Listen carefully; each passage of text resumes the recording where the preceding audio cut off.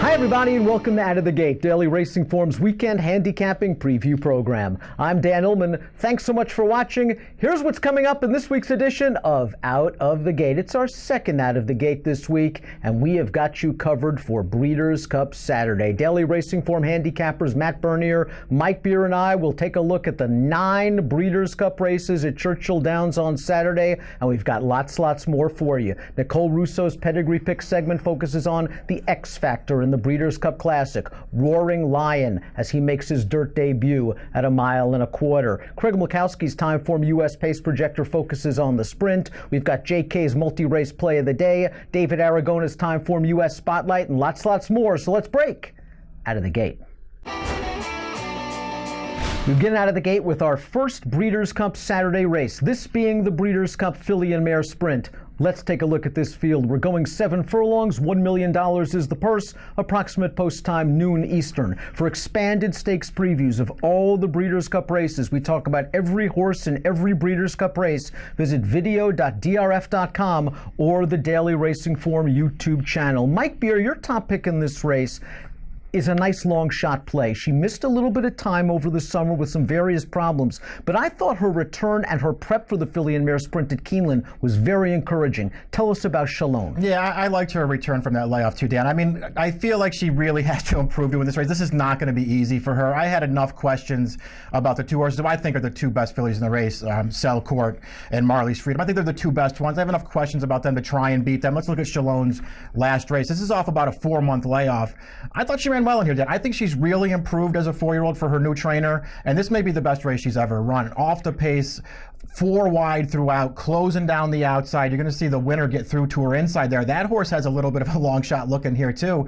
I thought Shalom ran just as well as that horse did, just missing at the end of this race. You know, I've been chasing Shalom for a very long time. Lale Stables purchased her last November for $550,000 at public auction. She has been very solid for Arnaud de la Cour. She might get the right pace scenario in this race. Bob Baffert has the horse to beat. That, of course, is Marley's Freedom, who has just been on fire in recent months. And I think she's a must-use in multiple race wagers, but at a short price, I might want to try to find value elsewhere on the win end. And I wonder if Selcourt drifts a little bit because of the inside post position. That is not where John Sadler wants to be. Let's go back to her most recent start, and you have to go all the way back to her most recent start. This is March the 24th, and that's Marley's Freedom eventually finishing second behind Selcourt. Selcourt emerged off a long layoff earlier this year with 3 victories in Southern California and stamped herself the leading Filly and Mare sprinter in the country. And then, as is the case with Selcourt throughout her career, she had her share of physical problems. They wanted to run her in the Humana Distaff. She didn't make that race. They wanted to run her in the Beholder Mile. She didn't make that race. They wanted to run her in the Rancho Bernardo. She didn't make that race. A lot of bone bruising was supposedly the cause for her absence. She returns off an elongated layoff for John Sadler, a trainer that does very well off layoffs. I'm not worried about the layoff. I'm worried about the inside post position, because if she's going to win this race, she's going to have to work hard from start to finish. But I do think from what we just saw, she has the talent to do it. I think Selcourt is very dangerous in this race, trying to go to the front from the inside post, and I'm hoping she drifts just a little bit off that 9-2 morning line. Our colleague Matt Bernier is down at Churchill Downs covering the Breeders' Cup races for the NBC telecast. Let's see who he likes in the Breeders' Cup Filly and Mare Sprint. I think it's a long shot. First Breeders' Cup race on Saturday is the Filly and Mare Sprint. To me, if it's not Marley's Freedom, if it's not Selcourt, it's anyone. That's why I'm going to take a little bit of a shot in here. I'm going to go with Kirby's Penny. This is a horse we're going to go back to the Gallant Bloom. I thought she ran a bang-up race in here to finish 3rd. Put the other speeds away. She was up there and hung around, only defeated by about a length. Timeform US had the main track at Belmont that day color-coded bright blue, meaning it was intensely closer-friendly, meaning she was against the flow and against the grain of the main track at Belmont that day. I thought, all things considered, it was a pretty big effort. There looks like there's plenty of speed in this race, but she's shown 3 starts back that she has the ability to sit just off and come with a run. She is far from the likeliest of winners, but like I said, if it's not Marley's Freedom and if it's not Selcourt, I think it can be anyone. I'll take a shot here at a giant price, hopefully kicking off Breeders' Cup Saturday the right way. Kirby's Penny at 30-1 on the morning line. Up next on Saturday is the Turf Sprint at 5.5 furlongs. Let's take a peek at this field. 5.5 furlongs, $1 million is the purse. Carded as race number 4. It's the Breeders' Cup Turf Sprint. For expanded stakes previews of all the Breeders' Cup races, plus clocker reports from DRF's Mike Welsh, webinars with Mike Watchmaker, Brad Free, and the Timeform US gang, and lots more, head on over to video.drf.com or the Daily Racing Form YouTube channel. We've got the Breeders' Cup covered here on DRF TV. Mike, disco partner is always dangerous in these turf sprints, but I think if you're trying to make two cases against this horse, it's one, the distance might be a little bit short for him, and B, there's been a lot of wet weather in Kentucky over the last few days, and he might not be at his very best on soft going. Yeah, he's really not getting the weather he was certainly hoping for. The way things are shaping out right now, they're getting a lot of rain down there. He does not like a lot of give in the ground. So we'll see what happens with him come Saturday. Hopefully it firms up at least a little bit for him, because when he's good, he is very good. Let's look at his last race here, the Belmont Turf Sprint. This is how you know he's one of the best turf sprinters in the country, Dan. He kept up close to the pace this time, and he just absolutely blows this field away with a 106 figure. This is 6 furlongs. He's not quite as good maybe going 5 or 5.5, but boy, when he's right, he's awful tough. And that's not some bum he just ran over in pure sensation. That is a legitimately good turf sprinter who set a nice pace and looked very comfortable turning into the lane. And Disco Partner was like a harness horse. He sat in the pocket, he eased out, and he blew right by. We'll see if 5.5 is what he gets. Coming from off the pace, he's going to need some trip help as well. But if you know he gets a little bit of firm ground, he is going to fire in the stretch. He's that good. Stormy Liberal won this race last year at a big price. He's going to be a mere fraction of that price this year, and deservedly so. He's been on fire in Southern California. Yeah, he's really hasn't taken a backward step since winning this race last year. He just keeps running good races. He's won 3 straight on the way into the Breeders' Cup, all by short margins, but those margins could be a little deceptive. Let's look at the most recent one. He's going to win this one by a head. This is the Grade 3 Eddie D. He did a lot of chasing here of the horse on the lead, who's also back in this spot, Conquest Tsunami, and he's just going to reel him in late. He wins this race relatively easily, I feel like, Dan. This is a nice performance for this horse. He's another horse who I think you have to worry a little bit about giving the ground, but at least it's worth noting with him. He's run over good ground several times. He runs his figures when there's some cut in the ground. It's worth noting that race in Dubai earlier this year was not listed firm, and he ran a great race that day. I'm hoping he handles the cut in the ground. He's rock solid. He might have a little bit more tactical speed than Disco Partner and should be in the thick of things turning into the stretch.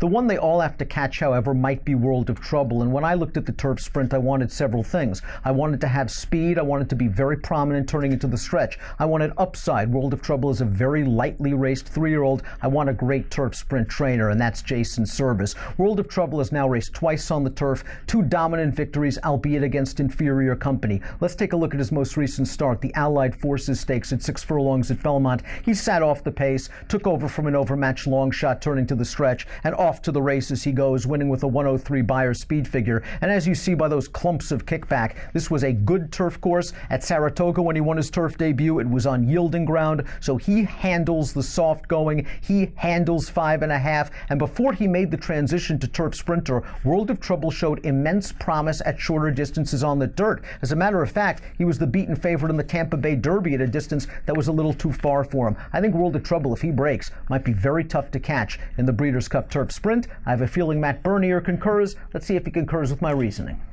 Admittedly, the turf sprint's not my cup of tea, but got to make a pick in here.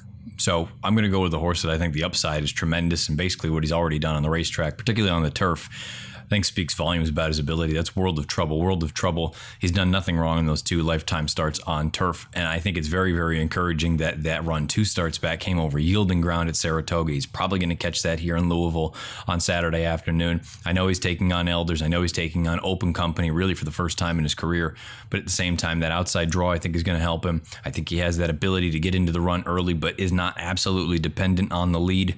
World of Trouble, he's probably not going to be any sort of real solid price. I think he's going to take some money in here. I believe it's 6-1 on the morning line. Wouldn't be surprised if he goes off in that 9-2 range. Not super thrilled about betting him in a spot like this, but to me, I like him. I think he has a lot of upside. I'm going to go with him in the turf sprint. Let's throw up the field for our next Breeders' Cup race, this being the Dirt Mile. And of course, at Churchill Downs, it is a one-turn Dirt Mile. $1 million is the purse, 1:16 Eastern, the approximate post time. For expanded stakes previews of all the Breeders' Cup races, head on over to video.drf.com or the Daily Racing Form YouTube channel. Mike, the only horse to be able to take down Accelerate this year is City of Light. He did so at 1 1/8 in the Oaklawn Handicap, but he is just as effective at shorter distances. We saw him go gate to wire in the prestigious Malibu Stakes last year as a 3-year-old. We're going to go back to his most recent start, the Forgo at Saratoga. Now, he had missed some time with a little foot problem coming into this race. He is wide coming into the stretch, and the horse that saved all the ground, Whitmore, is able to win it. Do you think the ground loss was all the difference? It could have been. I mean, it's certainly worth noting that Whitmore just got an absolutely perfect trip in this race, and maybe City of Light did not, although I didn't think City of Light was necessarily that sharp in this race either.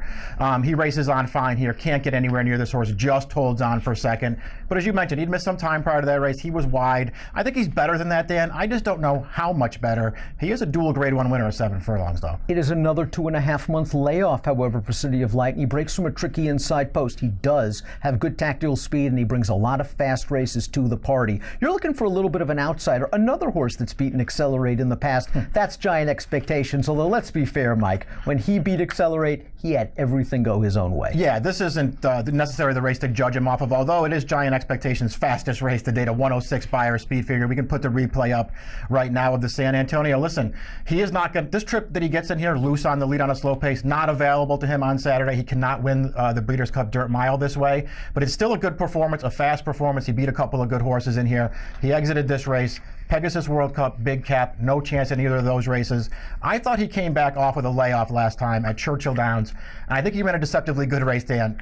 He missed the break. He was rated last behind a very moderate pace. He launched 4 wide into the stretch. He had a look at it. He flattened out late. I thought it was a perfect prep.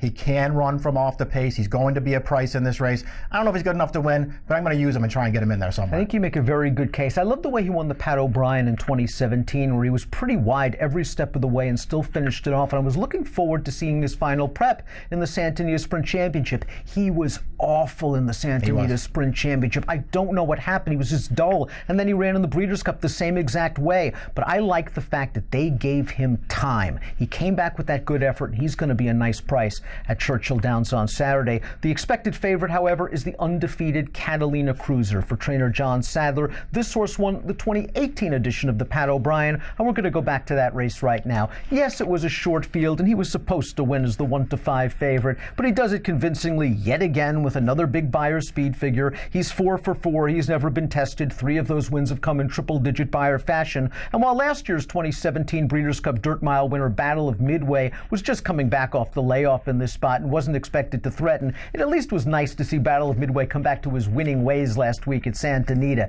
Catalina Cruiser will now face the toughest test of his career, but I think this outside post position works with him because he has the speed to go to the front if need be, and if someone else wants the lead, most notably City of Light, he can sit on the outside. Yes, it's a test, but I think from what we've seen thus far, Catalina Cruiser is this good. We'll go to Matt's pick, and then we'll head on over to Nicole Russo's Pedigree pick segment, where she analyzes Roaring Lions bloodlines, and then Craig Milkowski from Timeform US projects the pace of the Breeders' Cup Sprint.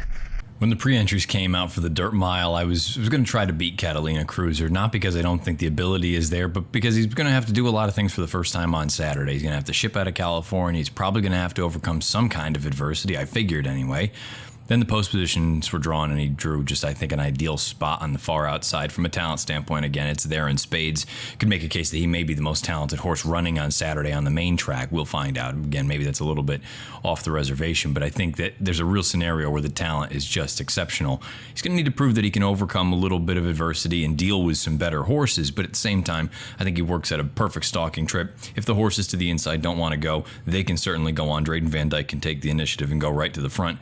If somebody else down to the inside, whether it's Trigger Warning, whether it's City of Light, whether they want to go, Catalina Cruiser can sit just off them and try to make a move as they turn for home.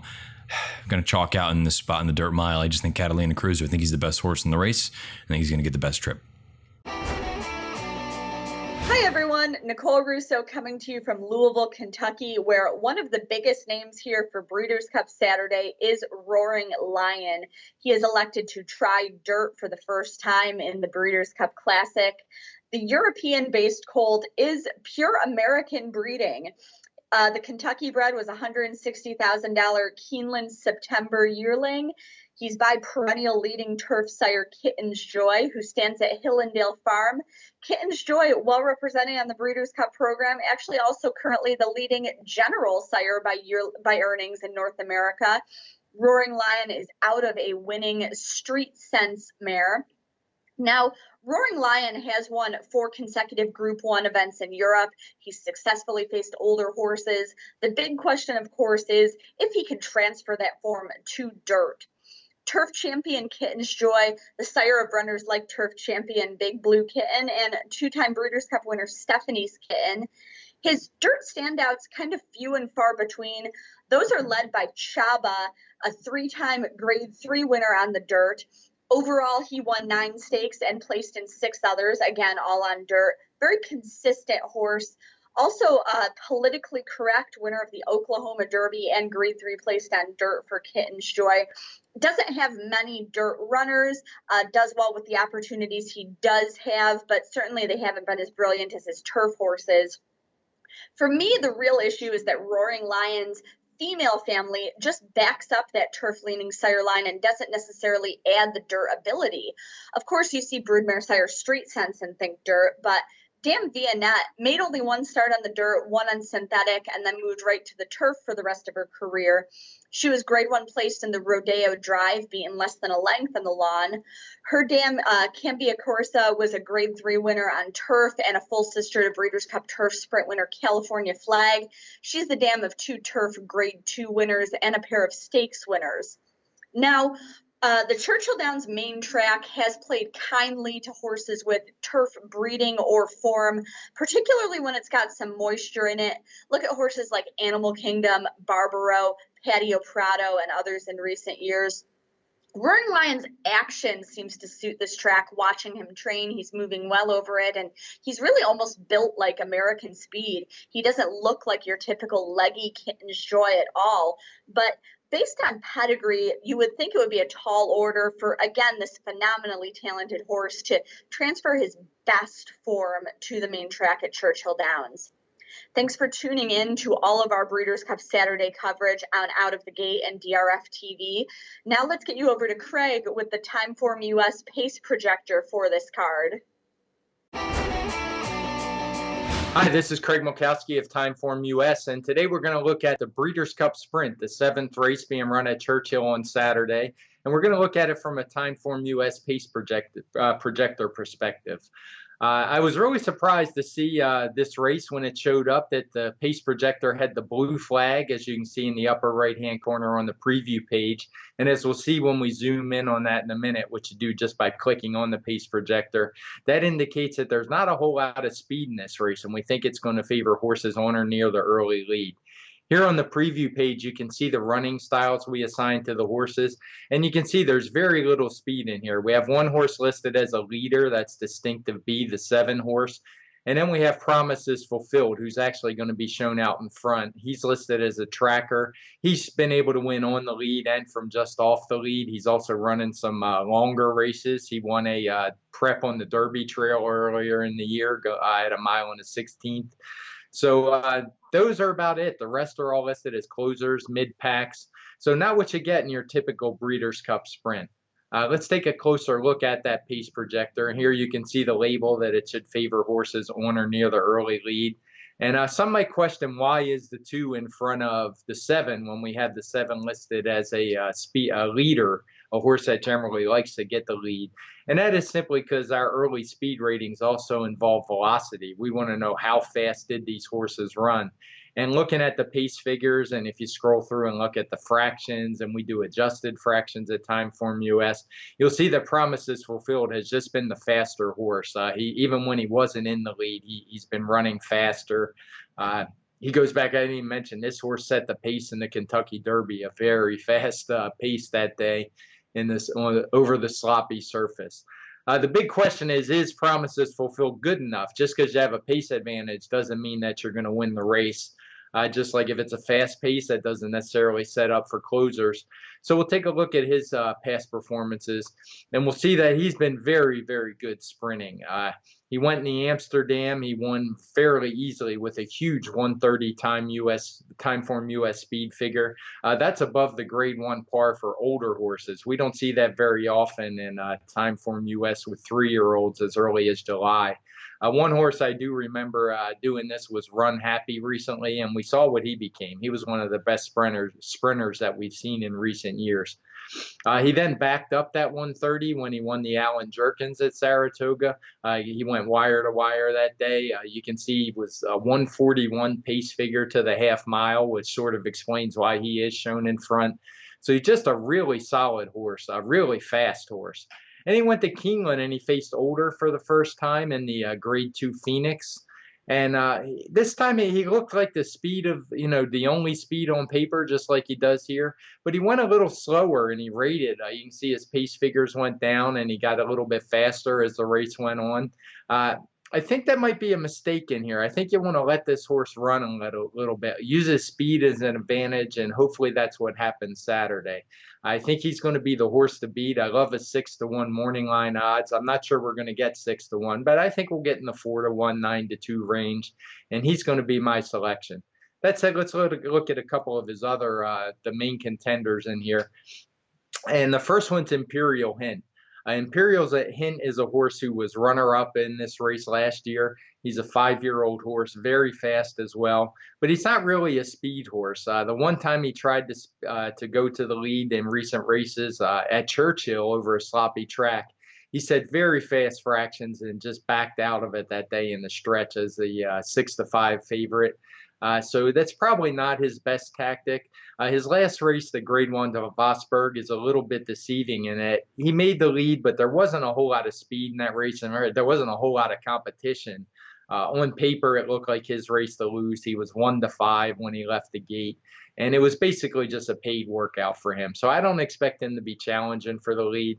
I expect him to track just off of it, but I think he's going to have a hard time catching Promises Fulfilled. The next horse we're going to look at is Roy H. He won this race last year over Imperial Hint, and he did so tracking that one. You can see the Breeders' Cup. It wasn't a very strong race last year, the Breeders' Cup Sprint. He won the race with a 1:26, which is actually below the grade 1 par for older horses. He's been a solid horse. He came into that race last year off a really slow pace Santa Anita Sprint Championship. And it's virtually an identical setup this year. He came in off a very slow-paced race, one that was led early by Distinctive B, who we mentioned earlier.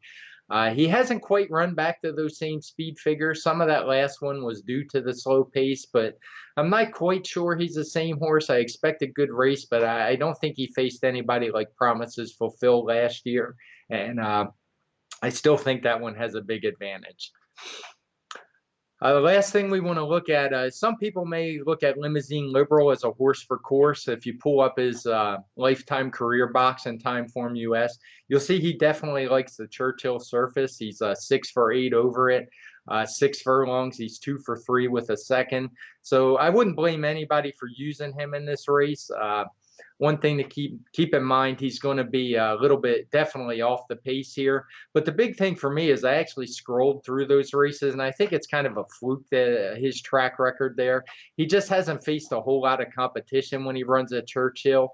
He's been the favorite many of the times. The figures haven't been any better than he's run anywhere else. So just wanted to point out, I don't think he's really that much of a horse for course, as the record would indicate. And he's one I won't be looking to use in here, as I think he's just not fast enough. So again, I'm going to go with Promises Fulfilled. I think he's a very talented 3-year-old, probably on the level of a Run Happy, who we saw win the sprint a few years ago. I think he's got a big pace edge in here, and I'm not sure the other two main contenders are as good as they were last year. With that, we're going to take a break now, and we'll be back with more Out of the Gate soon. Thanks. DRF Sports Forum Digital Edition, your ultimate weekly betting guide. Published by Daily Racing Form, DRF Sports Forum delivers all of the analysis and insight you need for every NFL game and more than 40 college football matchups. Beat the spread with powerful trends and sharp angles. Tap into best bets, expert picks, parlay winners, and more. All for just $4.99 per issue. Get this week's edition free. Visit drf.com/sportsforum. Enter code DRFSports. The stars will align on November 4th when the top buyers from around the globe gather at Fasig-Tipton for the world's premier breeding stock event. One spectacular evening with a catalog featuring no less than 70 graded stakes winners or producers, with nearly half of those being Grade 1s. Plus a stellar selection of Breeders' Cup winners, champions, and selected weanlings. No other sale packs as much energy and excitement into a single session. Join us for a night of stars, the November sale at Fasig-Tipton. Where will you be?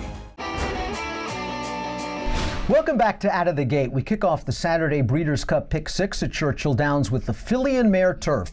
Let's throw up the field for race number 6 at 1 mile and 3/8. $2 million is on the line. Approximate post time 2:04 Eastern. For expanded stakes previews and lots more, visit video.drf.com or the Daily Racing Form YouTube channel. Mike, it's a big field, and as we said in the stakes preview, the theme is Chad Brown versus the world. And in that battle, Sister Charlie leads Chad's contingent, and Sister Charlie has just been very consistent. She's overcome a slow pace in her most recent start, the Beverly D at Arlington, to win fairly easily. But her prior race, the Diana, was pretty good too. There wasn't a lot of pace in there, and she ran down a loose leader in the stretch. Yeah, her Diana was actually underrated, I think. It was also worth noting that she was cutting back in distance there too, which could have worked against her. Let's look at the Diana now, and you're going to see her now. The horse she's running down on the lead in here, who's a very consistent and nice horse, isn't, a Breeders' Cup kind of horse, but it's worth noting that Sister Charlie here is wide and having to close down a horse in 22-4 and 11-4 on the back end. She did some work in here. This is an underrated effort, and of course she exited this race with a really nice win in the Beverly D. She's clearly the best of the American-based horses. The international group, though, very strong, and it's led by Godolphin's Wild Illusion, winner most recently of the prestigious Group 1 Prix de l'Opera, and it looks like it was a good performance from a filly that has nice tactical speed. Yeah, she ran really well in the Prix de l'Opera. I really thought she ran well in that race, and I really thought she ran well in her start before that. She's won 2 Group 1 races in a row. She has really nice tactical speed, and I think that's what's really going to serve her most well in this race, as opposed to anything else. Let's take a look at her most recent start, the Prix de l'Opera, and you see her in that Godolphin blue. She had a clear outside trip, while the runner-up Magic Wand, who's also back in this race for Aidan O'Brien, gets a really clever ride from Ryan Moore. Down towards the inside, she finds a seam, and it's a race, the final 1/8 of a mile, with Wild Illusion getting the better of Magic Wand by a length. Keep in mind that this race is at 1.25 miles and that they faced each other previously at 1.5 miles, and Magic Wand got the better of Wild Illusion at 1.5 miles. They split the difference this time around at 11 furlongs. Wild Illusion was a Group 1 winner on soft going in France as a 2-year-old. That could be key considering the weather forecast at Churchill Downs this weekend. Mike likes Wild Illusion. I like Wild Illusion as well. Matt likes a Chad horse, and it's not Sister Charlie. Let's find out who.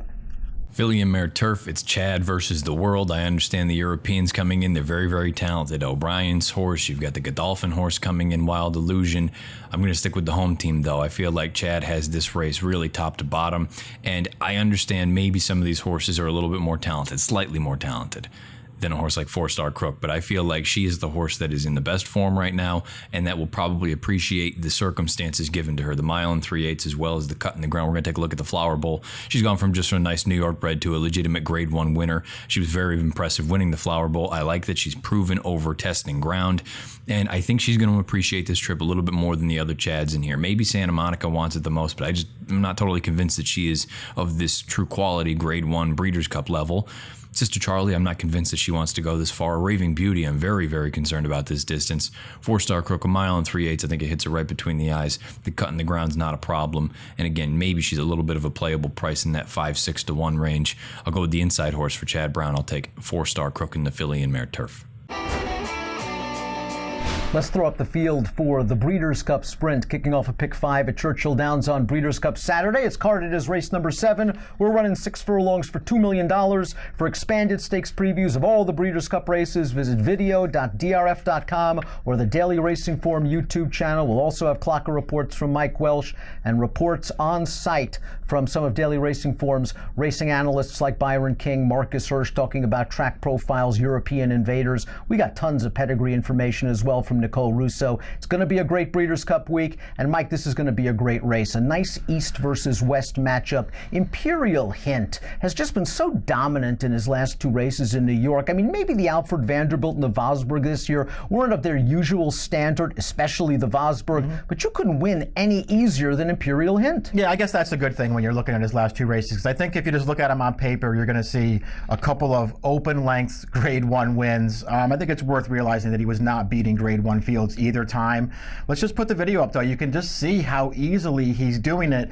This race, the Vosburg, they just went right to the front because really there was no reason for him not to, and he's just never out of a gallop in this race, Dan. They never ask him to run. He wins as he pleases in this race, the same thing that he did 1 start back in the Vanderbilt, and now he's going to step in and he's going to face real horses again. The good thing with Imperial Hint is, you know, he can go with real horses. He ran very well in the Breeders' Cup Sprint last year. He has wonderful tactical speed. I wonder if he got enough out of that. Vosburg, Matt Bernier had made that point a couple of times in our Breeders' Cup focus segments because that race was a glorified public workout, and he was basically geared down at the end of this race. It'll be interesting also to see how he handles a wet track. Roy H. doesn't have much experience over a wet track. He's only raced once over wet fast going at Santa Anita, and all he did was pop a triple-digit Beyer speed figure by winning off by open lengths.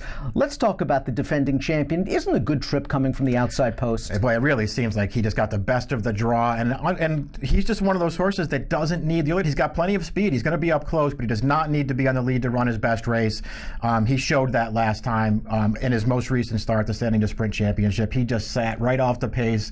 He was very confidently ridden by Paco Lopez, and when it was time, he came and got these horses. He won it clear. I really like this as a prep race, Dan. Peter Miller's coming into this race the same way he did last year, coming off of a runner-up effort at Del Mar with a sub-triple-digit Beyer, then a win in the Santa Anita Sprint Championship with a triple-digit Beyer leading up to the Breeders' Cup. Same pattern this year. Second at Del Mar, that performance at Santa Anita, and now coming into the Breeders' Cup. I'm hoping he handles the wet track, and again, he has the tactical speed and perhaps an advantage breaking from the outside post. Matt's going to try to beat the favorites. He's going to do so with a horse that loves a wet track and loves Churchill Downs. My opinion, the best race of the entire Breeders' Cup weekend is the Breeders' Cup Sprint. May not be the biggest field, but I feel like top to bottom, it's just all quality. I respect Imperial Hint. I respect Roy H. Want to go with a little bit of a, let's say, an unlucky horse in his most recent start. We're going to take a look at Limousine Liberal's run at Keeneland in the Phoenix most recently. He's down on the inside. Whichever way Jose goes, continues to get shut off. I think there's a case to be made that he was the best horse in that race that day. He comes here to Churchill Downs where he's 6 for 8, 7 times in the exacta from 8 lifetime starts. If you think the pace heats up, I think this thing could set up very, very well for Limousine Liberal. I thought coming into the week that he could be a very, very appetizing sort of 8-9 to 1 price. Everyone I run into down here seems to be interested in a horse like this. I do fear that he may end up going off in that underlay territory in that 9 to 2 range. If that's the case, I'm not nearly as interested, but I still think he has a big, big chance in here. And perhaps in the multi-race wagers, he'll offer a little bit more value. I'll go with Limousine Liberal in the Breeders' Cup Sprint. Let's throw up the field for the prestigious Grade 1 Breeders' Cup Mile. On the turf, of course, at Churchill Downs, carded as race number 8. $2 million is the purse, $336. Eastern is the approximate post time. For expanded stakes previews, visit video.drf.com or the Daily Racing Form YouTube channel. Scratch the number 9 Hunt. That means the number 15 Divisadero will get into the Breeders' Cup Mile. Lots of intriguing European options as always in this race, Mike. Mustachery has not done it against Group 1 competition just yet, but if you think the Group 1 horses coming from Europe aren't really Group 1 class, this horse fits. He's a bit unexposed. Yeah, that's for sure. We'll see if he can step up his game just a little bit here as he goes into and looks to win a Grade 1 race here. He hasn't done that yet, and he's a 5-year-old already, but he's a lightly raced 5-year-old, and it feels like the kind of horse who's really started to find himself this year for Sir Michael Stout. He's put everything together this year. He's 3 for 4 so far, and he was a close second in the other race. Let's look at his most recent start. This is a Group 2 win. It's a short field, but one where the horse that he runs down got the right kind of a ride here, a very tactical ride, went to the lead. There was no pace. This is a nice win here for Mustachery to close this horse down in the late stages. It just feels like he's never been better than he is right now. I don't love the other Europeans coming over. I'm going to take a shot with this horse at a price. Sir Michael Stout wouldn't be here unless he thinks this horse can compete. Now, the soft ground and the outside post, these are legitimate questions that he's going to have to face, which means I'm hoping you got the wrong Sir Michael Stout horse, because I got the other one in the number 7, Expert Eye. Expert Eye started his career like they thought he could be a special horse for Judman. He won his first 2 starts like a star, and then he got injured, unfortunately, as the big favorite in the Darley Dewhurst, and he's just never sort of come back to that form. He's been good, but he's never really realized his potential. I thought his last race was okay, though. Let's go back to the Prix du Moulin in France at Longchamp on September the 9th, and you see he's kind of in behind horses here coming into the straight. For most of this race, he was near the back of the pack and down towards the inside, and Ryan Moore, who is riding him this day, is just looking for a seam, and he really can't get clear now. He's looking to get to the outside. He can't get clear. Now he sees an opening, and he's going to come with a good, solid, sustained run to finish 3rd. I wonder if he gets clear a little bit sooner, he finishes 2nd. I don't think he wins this race, but this horse has only competed on good to soft ground once in his career. It was off of the long layoff. It was a pretty good effort. I think he's going to handle the going, and I think the Prix du Moulin is a pretty good race. He finished ahead of Lightning Spear, who's in this race. He also finished ahead of 2 next now group placing horses, and a horse that came back to win a listed stakes race in his next start. I'm hoping Expert Eye and Frankie Dettori get some pace, and they can come running late. Hopefully he handles the soft ground. Matt's keeping with the theme of a horse for course in the Breeders' Cup Mile. We'll find out who he likes. Then we'll go to JK's multi-race play of the day and David Aragona's Timeform US Spotlight. My pick in the mile didn't even get into the race until a few days ago. This is a race I feel like the term I use is inscrutable. I feel like you can go so many different ways. It's a 14-horse field. I think a case can be made for nearly all 14 of them. I'm going to go with Divisadero in here. Divisadero loves Churchill Downs, and I think he's run better than perhaps the page would indicate in his recent races. We're going to look at the Woodbine Mile. This was actually his most recent start because he scratched at the gate going into the Shadwell Turf Mile at Keeneland. And this run at Woodbine I thought was very respectable considering he was closer to the pace than he wants to be. There was no pace whatsoever signed on. And now, really, the big piece is he gets back to Churchill Downs. Perhaps the mile is a little on the sharp side for him, but at the same time, look, I think he has as good a chance as anyone else in here. I was torn between him and Gustav Klimt coming in for O'Brien. I chose to go with the horse that loves the local turf course, that has an affinity here for Churchill Downs. Divisadero, he should be a giant price in this spot. I think he's going to come with an honest bid. Maybe he doesn't win, but I think he can certainly get a piece of this thing at a giant price. Divisadero for me in the Breeders' Cup Mile. Hey everybody, welcome to JK's Play of the Day, Traveling Woes. On my way to Louisville, looking forward to participating in the Breeders' Cup Betting Challenge. I'm going to give you the play of the day this week. I wanted to play a pick 4. I don't have a strong opinion in the Breeders' Cup Mile. So what we're going to do here is we're going to start in the Distaff. I'm going to use 3 horses. Abel Tasman, I'm going to forgive her for her last performance. She's had an unbelievable year. She was great last year. I think she'll be good again this year. Abel Tasman, I'm going to use Blue Prize, who I actually had the antics at Keeneland last time, but I think that they've kind of got that figured out. Been working straight and strong now. I think that horse will be better, runs well at Churchill. And then Monomoy Girl, the obvious 3-year-old champion, I think she'll run well here. Going on to the next spot, I'm going to single in Abel. I thought she was wonderful in her gallop the other morning on the turf course. Got a little bit of cut in it, but I think that'll be fine for her. I think she'll be tough in the Breeders' Cup turf. And then on to the Classic, I'm going to use 2 horses. McKenzie was my Derby horse early in the year. I know Baffert likes the horse. He ran well in Pennsylvania. I think he'll improve off of that. And I'm going to use Yoshida, trusty Yoshida. He ran well in the Woodward. That horse, that race has come back productive. He's been working great by all accounts, and I think he's going to be extremely tough if he gets a little bit of pace to close into. McKenzie should be forwardly placed. Yoshida should be coming from out of it. I feel like I got that race covered. Good luck. We'll see you next week. Hi everyone, I'm David Aragona with this week's Timeform US Spotlight, the Saturday edition as we look at the Breeders' Cup card. And I want to focus in on the big race, the Classic. It goes as race 11 at Churchill Downs on Saturday, and it drew a full field, 14 horses, a couple of also eligibles. And, you know, when you see a field this large, there's always going to be plenty of speed signed on, and that's the case here. You also want to note that the favorite, Accelerate, is drawn all the way in the outside post position. I'm not sure how detrimental that's really going to be given the long run to the first turn at Churchill Downs, but you do want to be aware because trips are going to be very important in this race. Well, take a look at the Timeform US pace projector, and you see that red bar. As I mentioned, it is predicting a fast pace. And What I do want to note about this is there are no real confirmed front runners in this race. I mean, there are horses that have done running on the front end in the past, but they're all perfectly capable of stalking the pace. I don't think there are any one-dimensional front runners in this field. It's showing the number 7 horse West Coast out in front, but I think the first 3 will be jockeying for position. Him, the number 6 McKinsey, and the number 9 Mendelssohn. They've all done decent running on the front end in the past, so we'll see which one breaks well and ends up taking the early lead in this spot. We'll start by taking a look at that favorite, the number 14 horse Accelerate.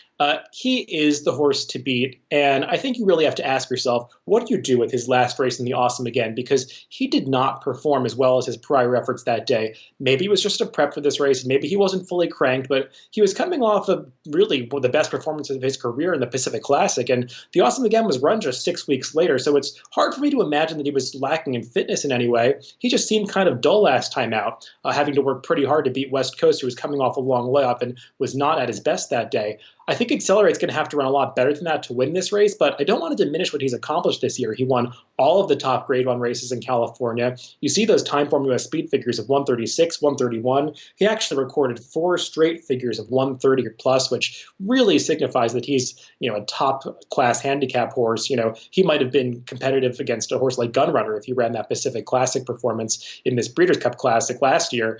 But he's the horse to beat, just at a short price in such a large field, especially considering his trainer's record outside of California in the Breeders' Cup. I think he's worth taking a small shot against. We'll take a look at some of the alternatives, and I think one that is going to deserve a lot of respect is the number 6 McKinsey, the 3-year-old moving up to face older horses for the first time.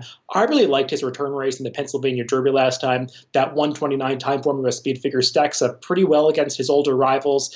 He just looked like a winner every step of the way. He held off Axelrod, who has really improved recently and is not out of this at a big price. But I liked that race for McKinsey. He had shown plenty of ability early in the year, and it seems like he's really taken a step forward for Bob Baffert, who seems to think he's ready to improve again off that race now that he has it under his belt.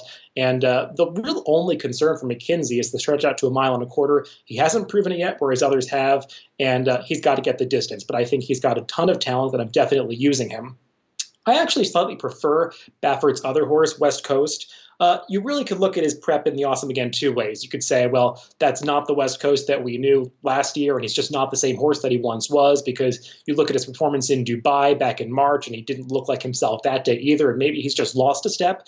Or you can say that he wasn't fully cranked, and he's sort of a big horse that takes a while to get into top form, as we saw last year, and maybe that race was just a stepping stone to this ultimate goal. I'm more in the latter camp. I think we're going to see a much better performance out of West Coast on Saturday. I like his workout since that race, and he was relatively game to be second. He really battled on and tried that day behind Accelerate, even though he didn't run that fast. I like this horse, and I really like him stretching back out to 1.25 miles. I think that's his best distance, and he's got the stamina to do it. John Velasquez is a good fit for this horse because he's a really hard trier, and he's going to give him a vigorous ride. So I think West Coast can connect here, and if we get the 5-1 morning line, I'll be perfectly satisfied with that. So he's my top pick in this race, but I don't want to discount Mendelssohn, the other speed horse, at what's going to be a decent price. I really like this horse's Jockey Club Gold Cup. It was a huge step forward off his Travers, where he was beaten by Catholic Boy. I would argue that he ran the best race of anybody in that Gold Cup, because he went after Diversify early, who is a really fast horse who can set some pretty fast fractions and keep going. And Mendelssohn just basically broke him on the front end. He passed him at the top of the stretch and was just reeled in by horses who were sitting much farther off the pace. That 123 time formula speed figure doesn't quite put him in the mix, but I think he's going to move forward again, because Aidan O'Brien has developed a plan for this horse since the Derby to get him to progressively move forward with each start. It's worked so far, and I think he's going to run his best race on Saturday. So I'm not counting him out at a price. He's a horse that I definitely want to use in exactas and trifectas and some multi-race wagers ending in this race. It's wide open. I'm using West Coast over the other Baffert runner, McKinsey, Mendelssohn, and Accelerate. Now let's send it back to the studio. Let's throw up the field for the $2 million Breeders' Cup Distaff to be contested at 1 1/8 miles, of course, for fillies and mares. Our coverage of all the ladies' races on Breeders' Cup Friday and Saturday presented by the November sale at Fasig-Tipton. Nice matchup here, Mike. You got Monomoy Girl, the leading 3-year-old filly in the country, against Abel Tasman, runner-up in last year's Breeders' Cup Distaff, one of the top older fillies in the country. Let's begin with Monomoy Girl. Controversial disqualification aside, she has had a sensational year. She loves Churchill Downs. She handles wet going, and a mile and an eighth is pretty good for her. Yeah, it feels like she just keeps getting better with racing, too, and that's a good thing for her. I like her speed from the outside post, and that's something that she really put into play in this replay we're going to take a look at from Saratoga, the Coaching Club American Oaks. They just put her right on the lead in here, Dan. She got absolutely loose, and she had plenty left through the stretch to go clear. I actually feel like even though she was disqualified from the Cotillion last time, it's one of the better races that she has run, and I think it might set her up perfectly for the Breeders' Cup. Although she breaks from the far outside post in the Breeders' Cup Distaff, her good natural speed serves her very well. I don't think she'll lose too much ground going into the first turn, and I think she'll be in a very good stalking position when the real racing begins,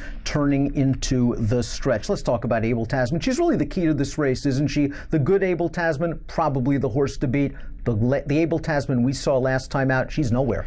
Yeah, I mean, you got to have an excuse for her most recent start if you want to back her in this race. And I don't know that, you necessarily have one. You're going to find out more about her on Saturday just to see where she is. Her most recent start to Zenyatta, it's really tough to reconcile with her other form. She didn't break well in that race, and she was never on the bridle, and she was nowhere at the end. If she shows up and runs anything close to that, she's getting nothing on Saturday, but I got to believe that she's going to run better than that, Dan. Let's go 2 starts back on her card, the Personal Ensign. This is a super fast race. She's going to hook it up here with a late in the stretch. A late is a horse who would be just really, really tough to beat in a race like this. And Abel Tasman is going to dig in and see her off at the end. You're going to see these 2 horses come together here late. There's going to be a little controversy here, but Abel Tasman will hold on. This was a superior performance. If she can run something like this or something like the Phipps that she ran 3 starts back, I just think she's going to beat this field. You pretty much have to demand your price, though, considering the last race, because it was so bad. It's hard to imagine that her form just completely fell off of a cliff and it'll never get to be the same. Supposedly there was a sickness and illness going through Bob Baffert's barn. Maybe Abel Tasman was compromised. It seems like she is training back to her old self. I'm just not sure I want to play her at a relatively short price off of a lousy race. I think Monomoy Girl might be the horse to beat. I also think that Midnight Bisou is not too far away from Monomoy Girl. In the Coaching Club American Oaks that we showed, there wasn't a lot of pace up front. Monomoy Girl controlled it. Midnight Bisou tried her on the turn, but I think was a little bit compromised. Let's go back to that cotillion, that controversial cotillion. Down towards the inside is Midnight Bisou. She's rallying a little bit here. Monomoy Girl and Florengeroux are now going to drift in. It forces Mike Smith and Midnight Bisou to alter course to the outside. It looks like Midnight Bisou's got a little bit of momentum, and now Monomoy Girl's going to drift out a little bit more and perhaps intimidate Midnight Bisou. Maybe Midnight Bisou had an advantage in this race at 1 1/16, and that Monomoy Girl will just be too much horse for her at 1 1/8.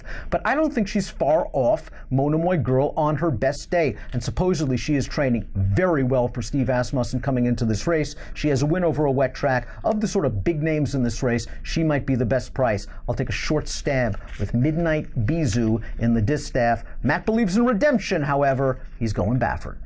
Distaff for me is a race that's filled with questions. Are the 3-year-olds actually good enough to run with the older horses? Which version of Abel Tasman is going to show up? Is it going to be a horse like Blue Prize, who has a real affinity for Churchill Downs in the main track here? Ultimately, I looked at it and said, as bad as she was in the Zenyatta, Abel Tasman's best is simply better than everyone else's best. Even the 3-year-olds. No disrespect to Monomoy Girl or Midnight Bisou or Wonder Godot or anyone like that. But Abel Tasman's best if she runs the Personal Ensign, if she runs the Ogden Phipps. And those are big ifs. But if she runs one of those races, I think she's winning, plain and simple. I don't really have much question about that either. And if you believe some of the prices overseas, you could be looking at a 3-1, 7-2 proposition. If I can get that, I'd run to the window. I just feel like on her best day, and I assume we're going to get her best. Otherwise, I don't think Baffert would send her here.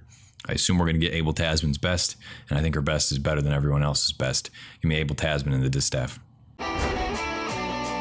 We're going to see one of the best horses in training start as a short-priced favorite in the Breeders' Cup Turf. Let's throw up the field. $4 million is the purse. We're going 1.5 miles. The turf is carded as race number 10, and Enable, as you see, is even money on the morning line for Frankie Dettori. She is a 2-time winner of the prestigious Grade 1 Prix de l'Arc de Triomphe. She is a 6-time Group 1 winner, and she has only lost once in 10 lifetime starts. She is way the horse to beat, and she's relatively fresh for an ARC winner. Lots of them have bombed in the Breeders' Cup, but she's only made 2 starts this year. Mike, you're going to take a little stab against her, however, with a horse that was so impressive in his ARC prep and finished close to Enable in the ARC. Yeah, it's not going to be easy to beat Enable. I have no illusions about that, but I am going to take a little shot against her with Voltgeist. We'll see what he can do here. He's a 4-year-old for the great Andre Fabre, and we'll see what happens there. He ran really well, as you mentioned, in the ARC, came up a little short at the end after rallying through traffic, but let's go 2 back in his ARC prep. This is the race that really catches your eye.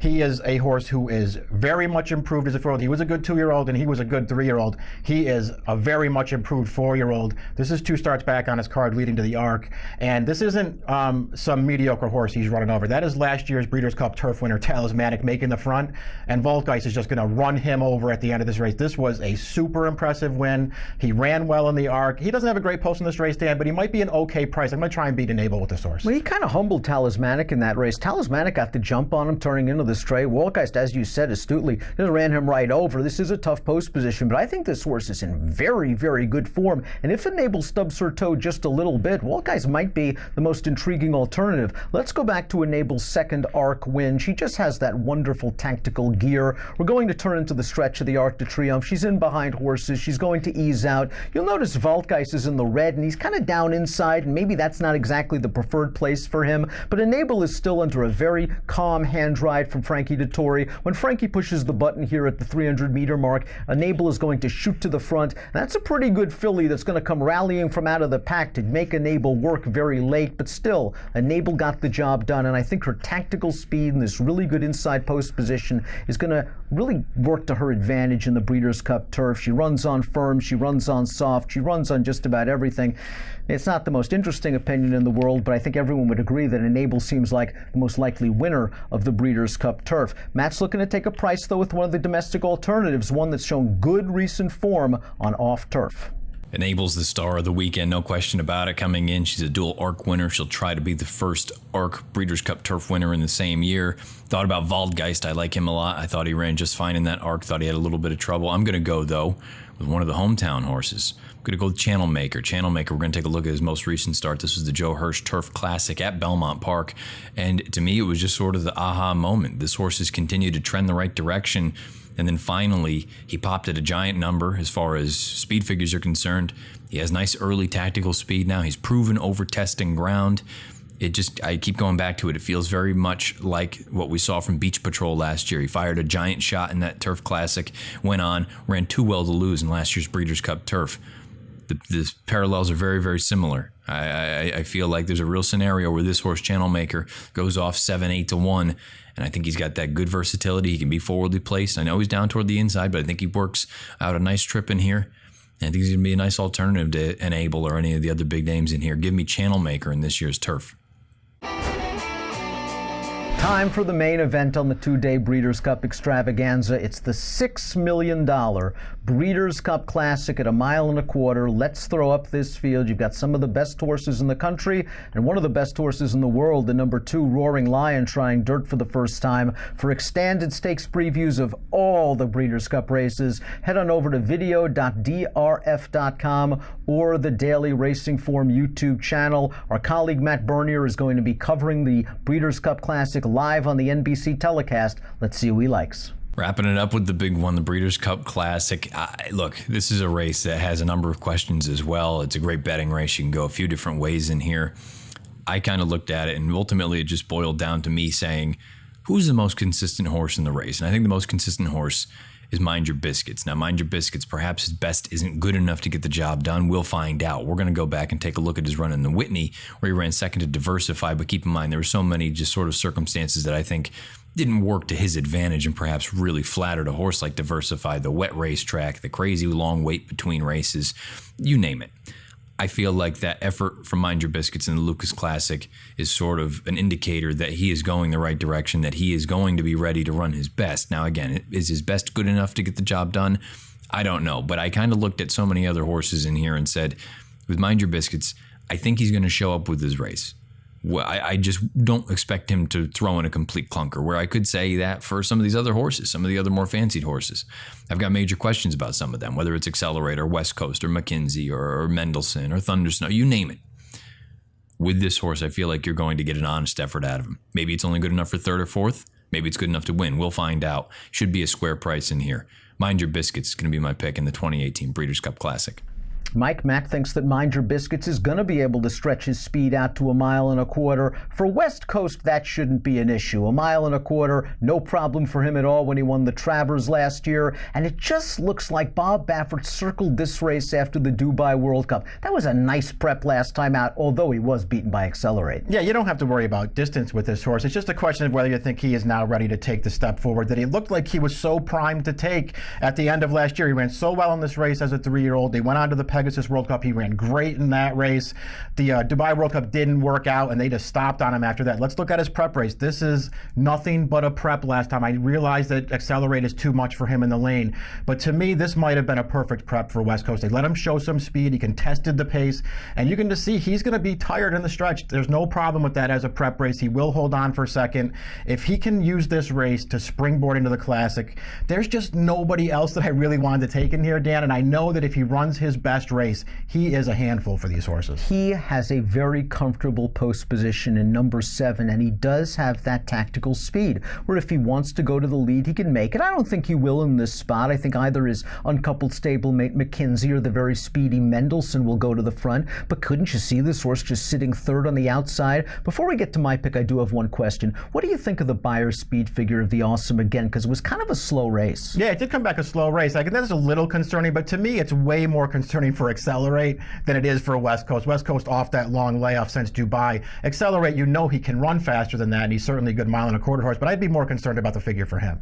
I'm going to try to take a chance with one of the 3-year-olds in this race, and that's Catholic Boy, and he is going to have to improve in order to win the Breeders' Cup Classic. But one thing I do know is that he is a 1.25 mile specialist, a Grade 1 winner at 1.25 miles on turf in the Belmont Derby, and then this performance in the Travers, where he sat second off a moderate pace, blows right by Mendelssohn turning into the stretch, and goes on to a solid, if not spectacular, victory. Mendelssohn at least came out of this race to run very well, chasing a fast pace in the Jockey Club Gold Cup. I don't think Catholic Boy is going to get this kind of trip in the Breeders' Cup Classic. He breaks down towards the inside with a lot of speed to his outside, but it is worth noting that his sort of breakout performance last year as a 2-year-old, when he first made his name on the national scene, was in the Remsen, a race in which he came from off of the pace. The key is if Javier Castellano can get this horse into a comfortable spot with all those crush of horses coming from the outside to try to save ground with that long run into the first turn. If he does, I think the Catholic Boy can acquit himself very, very nicely, and I think he's going to be a solid enough price in a very competitive edition of the Breeders' Cup Classic. We thank you so much for watching both special editions of Out of the Gate this week, and we urge you to continue following DRF TV this week on social media. Follow on Twitter at DRF Video, and for all the latest Breeders' Cup news and notes, follow on Twitter America's Turf Authority Daily Racing Forum at DRF Inside Post. That's it for this week. Best of luck when your horses break in the Breeders' Cup. Out of the Gate.